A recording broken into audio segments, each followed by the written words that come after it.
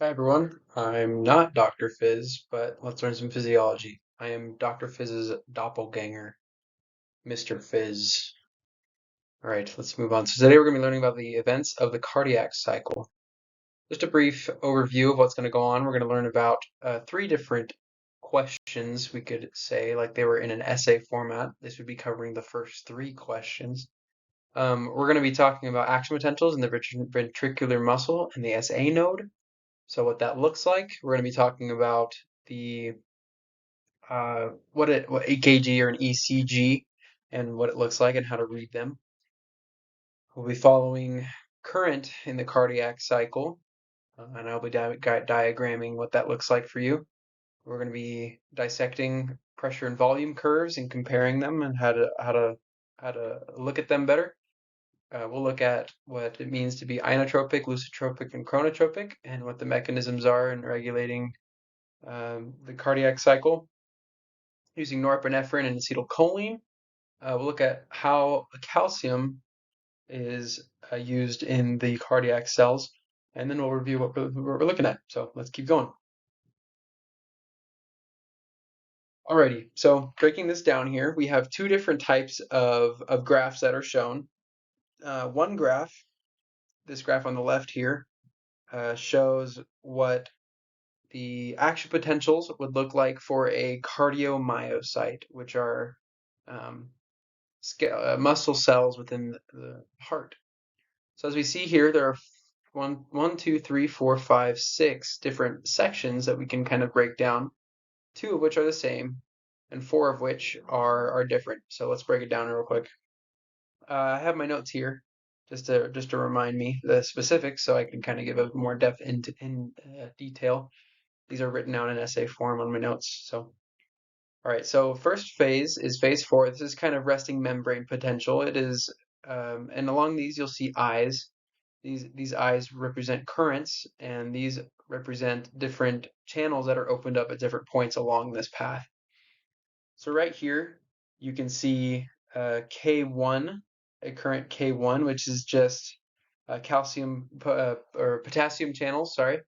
So this is at number 4 on the chart, which is resting membrane potential, and when the cell becomes or reaches a certain point, it'll begin to depolarize and break threshold and reach what we call point zero or phase 0, which is the depolarization phase.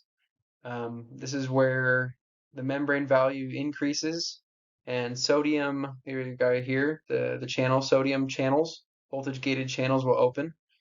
And right around here too is where the phase 4 potassium channels will close as well.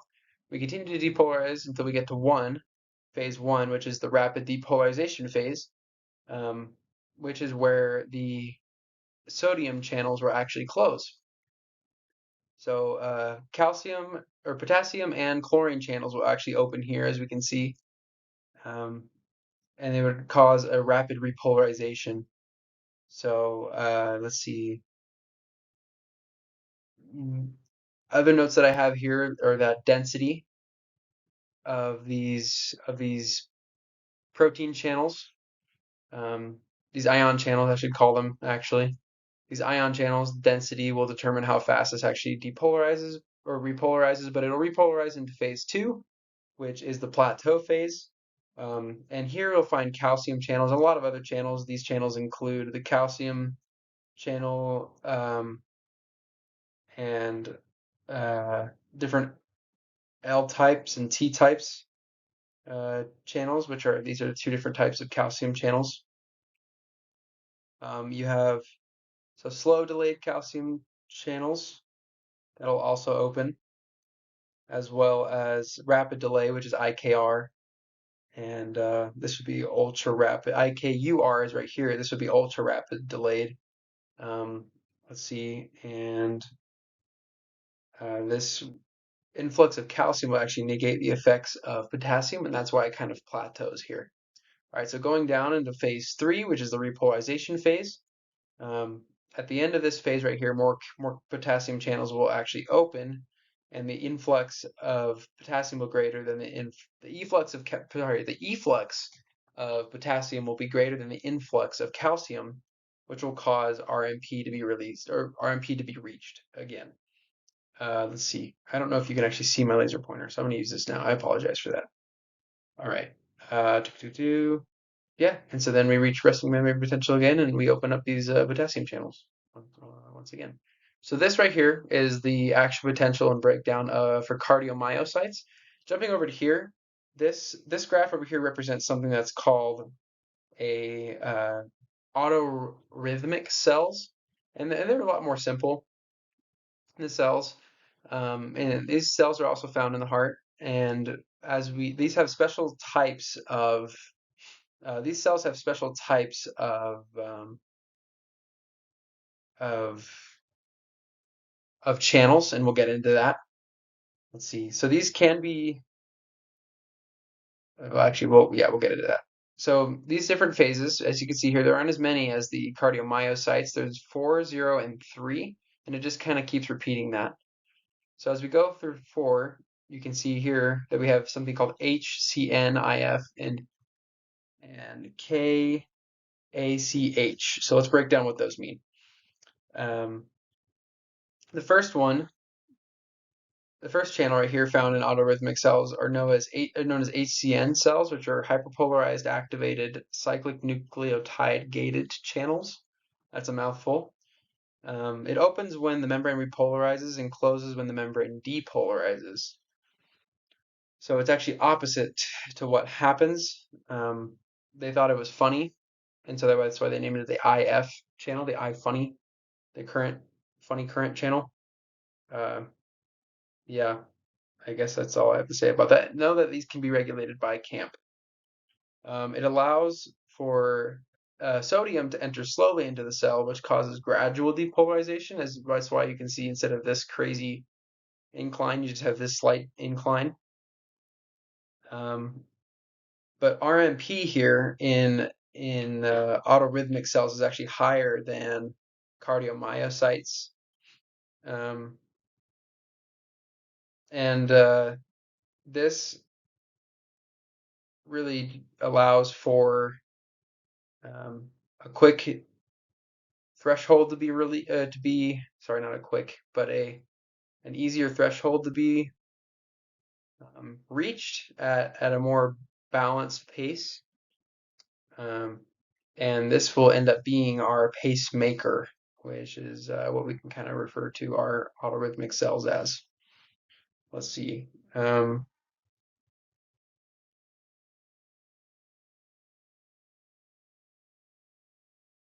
So one important note here is that when we reach threshold, it's actually not it's not going to activate voltage gated or inactivate sodium channels. It's actually going to activate voltage gated calcium channels. And this influx of calcium channels right here, you see it 0 will actually begin to keep depolarizing this cell. Alrighty. So here we have 0, which depolarizes, and the repolarization phase is called 3. We go back gradually inclining to forward and keep the process going. We're going to see this a ton, so just keep an eye on it. All right, moving on. That was a long one. Okay, so moving on to echocardiogram tracing and its waves. Before we do that, I wanted to show you the diagram that I made here of the heart. This was based off of the textbook that I use. And I just wanted to break down in a anatomical way just the areas of the heart so we can kind of get a better feel of what's going on here with the current. So the SA node right here was known as the pacemaker of the heart. It's the one that ends up depolarizing first. It's the node that causes the smooth muscles or the cardiac muscles, sorry, to depolarize first, which ends up creating propagating its charge or its current throughout the entirety of the cell, and we're going to see why. So we can see here that these interstitial. Let's see. Actually, let me go to my notes here.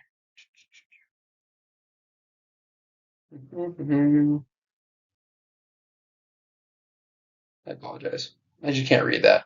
All right, there you go. These internodal pathways actually connect what's called the SA node and the AV node. Um, and this node right here is actually reacts at a way faster time than the AV node was just or any other um, type of conducting um, bundle in the cell. So this is why it ends up being the pacemaker. But anyway, so these depolarized send a signal down to the AV node, which then sends a signal to the bundle of His, as we can see over here. This bundle of His propagates action potentials down through the right side and the left side of the bundle branches down to the Purkinje fibers, which cause ventricle contraction down here. So as you can see, this area, right, the atrium right here. Oh, and also too, Bachmann's bundle actually goes through, and you can see it passing through to the other side of the atrium.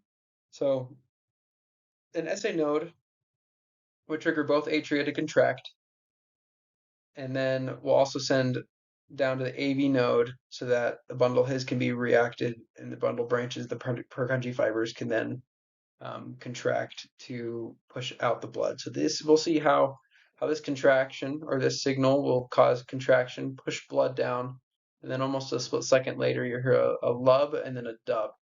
So, and we'll explain what the lub and the dubs are. All right, that's a little brief introduction about um, uh, the anatomy of this. Let's talk about the current and what's actually happening.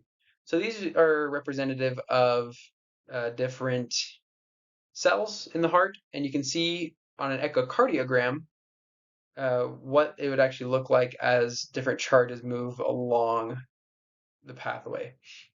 So say we put two different put two different um, basically two different electrical pads on either side of the heart. The negative side is here and the positive side is here. And we'll get to actually, I could probably even show you in the next slide. I guess I can't go back when I'm recording. Anyways, so say you have positive on the outside and negative on the inside of the cells. This will go, we can see this going through, and the signal is hit here at the SA node and pass through the cell to get to the positive pad on the other side of the heart, which we can see. Remember how we went through the atria, then the bundle of His, and then down to the bottom. This plus would be on the bottom. As we send this signal down, this negative signal down, we'll actually see an increase on a depolarization on the EKG. It's actually not a depolarization, but it's what we know to compare it to. Basically, it will show an upward curve on the ECG. As we move along, it'll begin to hit the middle of the amount of cells that we have and begin to top off. Keep going, go towards the positive, go back down, and at this point, just this area is starting to get hit with this current, and then we'll begin to reach back to the isoelectric point right here. If we were to flip around those pads, right, put the positive here and the negative here with the negative charge still going this way, we'll actually get an inversion of we'll actually get an inversion of this signal right here. Pretty cool. All right, so showing you how it, oh, that's what I was actually talking about. So in the last slide, I talked about putting the pads on different areas. I'm not sure why there's a negative right there, but just ignore that, please. This was a heart that I drew and then out of the book using different signals. It really helped me to understand that as signals are passed from the negative pad to the positive pad through the heart, these negative charges coming down that way, it'll actually increase. You move the pads. Really, the pads should be going this way. So the signal will go through here still, but instead of going along with the direction of the or along the diagonal of these two um, pads, these two pads really should be here, and it'll almost go perpendicular. It'll kind of cross here, and that'll cause it to be not as strong of a signal. You go completely perpendicular to where the SA node will send through the AV and the bundle of His, and then the bundle branches and the Purkinje fibers. This will actually go perpendicular to this, causing kind of a weird signal there to occur. You go almost opposite to where this diagonal is between the two, um, or this diagonal is from the sending the negative signal down to the bottom of the heart. Apex of the heart is actually what it's called.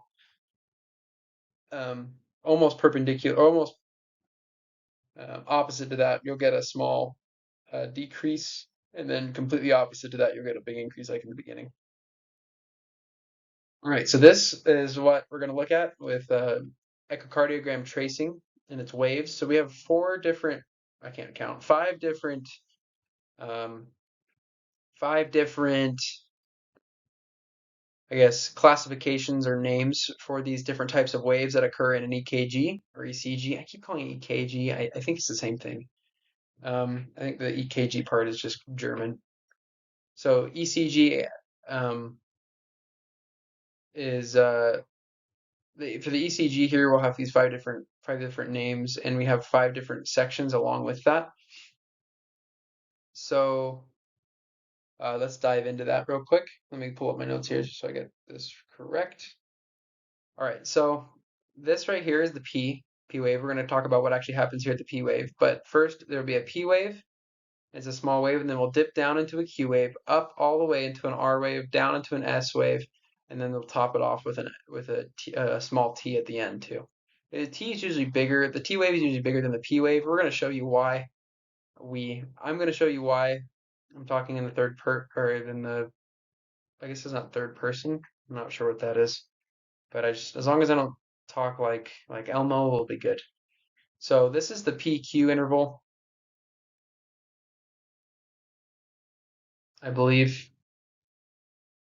Maybe it's just the P interval. This might just be the P interval.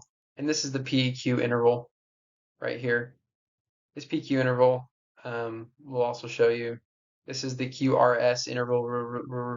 I'll refer to that a lot. This is a QRST interval right here. And then this is the T. This is the ST interval right here. All right. So talking about P waves, like we did just then, we'll send a signal down. This is the heart that's showing you through gradual darkening of the heart area where the signal is being propagated to. So like we said, the SA node will fire, and this will send along the entirety of the atrium to the atria down to the AV node and the bundle of His. So you can see it starting to increase as we get to almost all the way. It'll be topped off, and then this thing will be filled. And then I should have right here, let me draw it in there.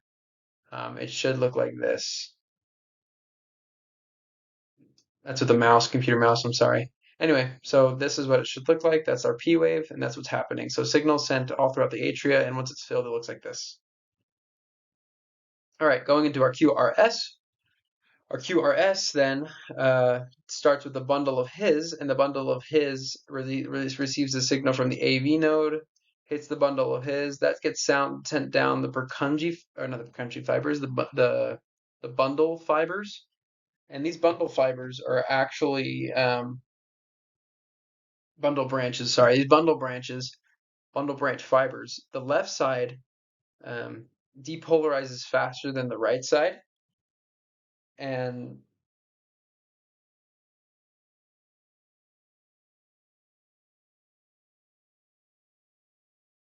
so you'll see a depolarization first on this side. It'll fill up the entirety of the interventricular septum and begin and head down the bundle branch fibers into Purkinje fibers and begin to depolarize here. It'll fill up this.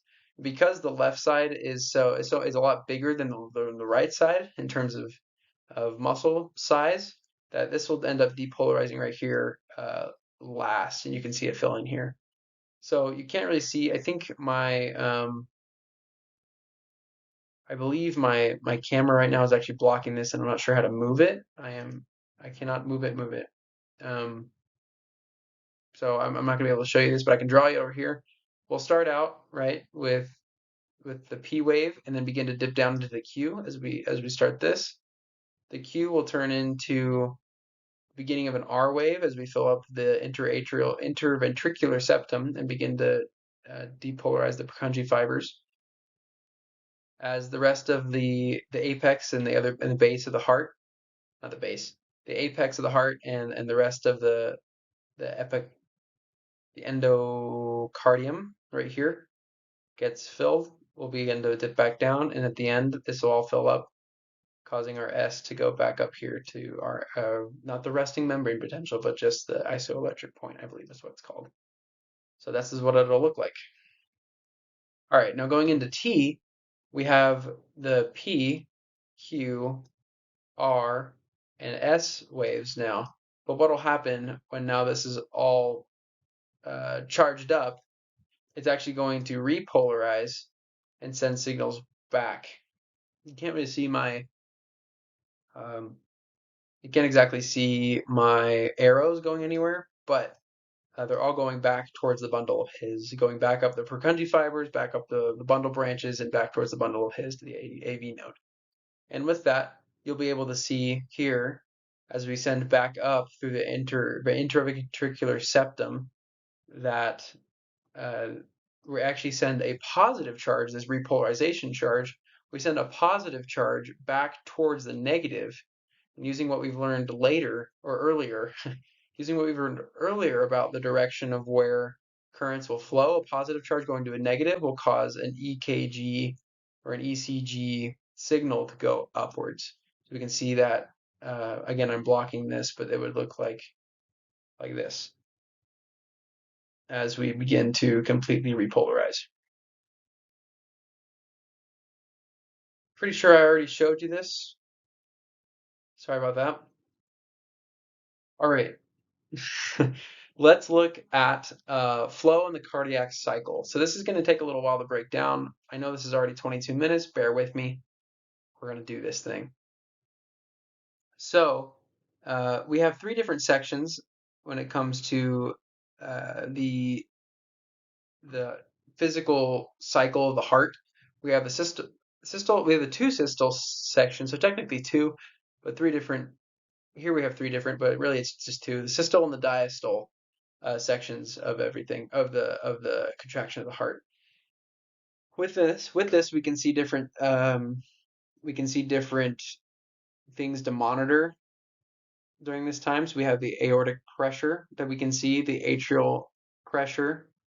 So the aorta, if you have the heart here, it's going to be a poor drawing of the heart, is what I drew. It does this thing, and this is where all the blood ends up. This is where all the blood ends up going to go out to the heart. This will go down, and this will go up to our arms and our head and whatnot.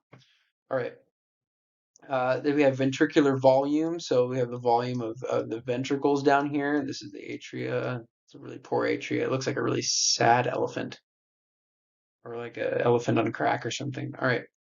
ECG. We have these ECG waves that we just monitored, and these are heart sounds. So the lub and the dub. I can explain that too as we go through this. We have different sections of each of these. So within the systole, we have isovolumic contraction. Then we have ejection, which is the pushing out of blood from the ventricular cavities of the heart. We have isovolumic relaxation, which means that the ventricles return to normal and the valves close. We have rapid inflow into the atrium, diastasis, which is when the atriums fill. We have atrial systole, which will pump a bunch of blood into the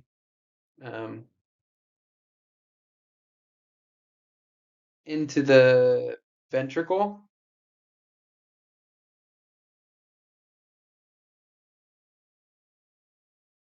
And then we will have the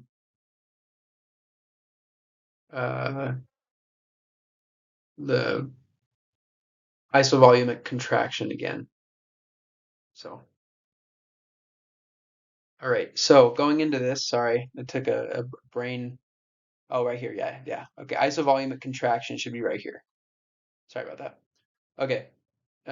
Going into it, aortic pressure will increase as we increase the atrial pressure and push and the ventricular actually the ventricular pressure as we push a bunch of blood out into the or atrium, not the atrium, into the aorta. That'll increase the pressure of both, but let's not go into that yet. Let's talk more about atrial pressure. Um, Long story short, blood flows into the atria. That builds up a ton, and then will flow into here, into the ventricle. It'll start to fill up and then get topped off. Once that tops off, the semilunar valves opens up. That pushes all of the blood into the aorta, and then eventually gets to the point where there's no more blood in the ventricle, and that the semilunar valve will close, the mitral valve will be closed, the bicuspid valve will be closed, and the atrium will begin to the left atrium will begin to fill up again. That'll cause the whole chart that you see going on here. 1 second.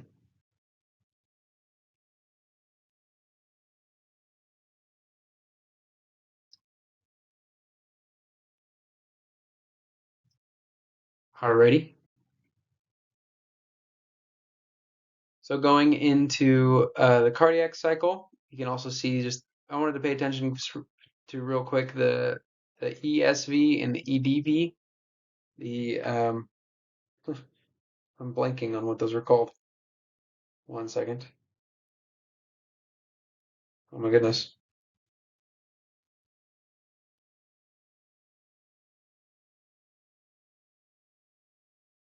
Sorry. All right, we're just going to call them the ESV and the EDV, because I, for the life of me, cannot remember what those actually mean. I'm so sorry. Anyways, I know that this is this is the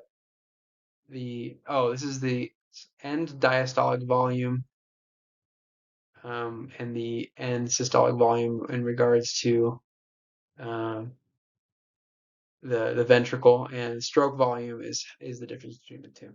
Say that. All right, super quick. Pressure and volumic projections. We have here shown is what we've just seen with EDV and ESV. We have different stages, and we'll go into that real quick. Oh, you can't really see my other drawing there. Oh, well, I have them right here, so that'll be good. So these are the pressure volume loops. You can see here that we see that mitral valve will close, which will cause um, the milliliters in the aortic valve, which will open, um, and then the aortic valve will close, capping that, capping the aorta off, and then you will initiate the ventricular filling again. That's basically just the volume in the ventricle, what's happening here. Bicuspid valve closes, aortic valve opens, pumps a bunch through and the aortic valve closes, and then you'll be filling the ventricle again. The same thing can be shown on this side here with the pressure and volumic projection here, just in a different way. And it kind of shows the cycle back and forth, showing stroke volume is the difference between D and B. The D and B sides right here. So going into that, A shows the diastolic filling, starting with the initiation of ventricular filling. That increases in millimoles of mercury up to the mitral valve closing. And here we can also find the EDPR, which is the end diastolic pressure volume relationship. Here we have maximal relaxation. And from there, we'll B here is the isovolumic contraction, which then will squeeze all of the blood through the aortic valve, and that'll open. Ejection occurs, and then we'll reach this point where all of it has been squeezed out of the ventricle to reach maximal contraction, which is ESPVR, the end diastolic systolic pressure volume relationship. The aortic valve will then close with no more pressure on there, and we'll receive isovolumic relaxation and start the cycle over again. Alrighty, going through this, you're welcome to look at it. This discusses lusitropic effect right there, and how calcium is regulated in the cell, starting with beta-1 adrenergic receptors and cycling all the way through protein kinase A. This is going to be a long one, and I don't have time on this video to do it. I apologize, but here it is. You're welcome to look at it. It's important to know and to have it memorized. Long story short, talks about how calcium is increased to increase contractility in both ryanodine and the L-type calcium channels. Also, it decreases the duration of calcium if going through phospholamban, and it's phosphorylated through troponin 1. You'll increase relaxation, which is a lusitropic effect. And down here, you can't really see it, but I'll tell you here that from activated alpha S, we go into calcium channels with open calcium channels. More of that flows in, and calcium is released from the SR, which increases contractility of the heart. All right, talk about norepinephrine and epinephrine. This is positive chronotropy, which is regulated by catecholamines like acetylcholine. No, it's not acetylcholine, sorry, norepinephrine. And this is the cycle that we will go through. I don't really need to know about that, but I wanted to talk about CAMP, and sodium will increase because of CAMP. Membrane potential, steepness of slope will begin to increase, so it'll go from this to this, and this will then increase our heart rate. So just know that catecholamines like norepinephrine will increase heart rate. All right, so acetylcholine will actually decrease heart rate across the board, opening GERK and decreasing CAMP. It's good to know. All right, showing what calcium actually does in an example here was probably helpful for me. So we'll have a Bwong, as a certain professor will call it, that'll propagate down into our T tubules. Calcium will flow in to the cell, and this is where it's different in the cardiomyocytes, or the arrhythmatic cells of the heart.